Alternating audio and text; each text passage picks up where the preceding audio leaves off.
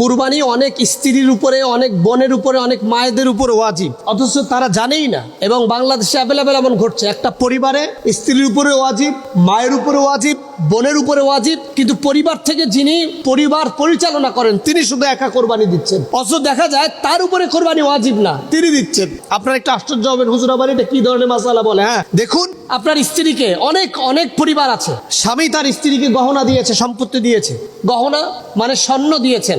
আপনারা জানেন শরীয়ী যে মাসালা আছে, সেই মাসালায় 52 ভরি রৌপ্য যদি কারো হয় তাহলে তার উপরে কোরবানি এবং জাকাত দুটোই, কোরবানি হলো ওয়াজিব, জাকাত হলো ফরজ।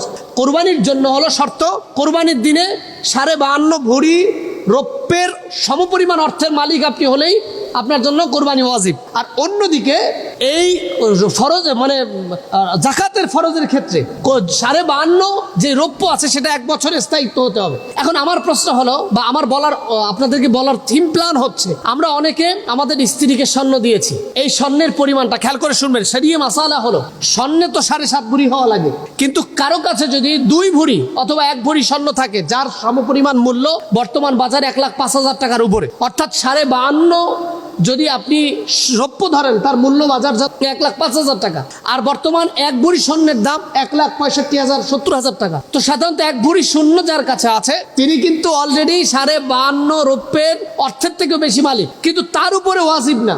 যখনই 1 ভরি স্বর্ণের সাথে সাথে এই স্ত্রীর কাছে 5 টাকা, 500 টাকা, 10 টাকা, মানে স্বর্ণের পাশাপাশি টাকা আছে গচ্ছিত, যে টাকাটার মালিক পুরোটাই তিনি, ঠিক তখনই এই স্ত্রীর উপর ওয়াজিব হয়ে যাচ্ছে। অর্থাৎ আপনাদেরকে আমি আবার বুঝাই, একজন স্ত্রীর উপরে, অর্থাৎ আমি আমার স্ত্রীকে যদি স্বর্ণ দিয়ে থাকি 2 ভরি, এখন আমার স্ত্রীর কাছে 2 ভরি স্বর্ণ, কিন্তু শরিয়া মাসালা হলো 7.5 ভরি লাগবে স্বর্ণ। এখন 2 ভরি স্বর্ণ আমার স্ত্রীর কাছে দিয়েছি, 7.5 ভরি না, কিন্তু আমার স্ত্রীর কাছে 2 ভরি স্বর্ণর সাথে আরো 1,000 টাকা বা 2,000 কিংবা 5,000 টাকা আছে ঈদের দিন পর্যন্ত।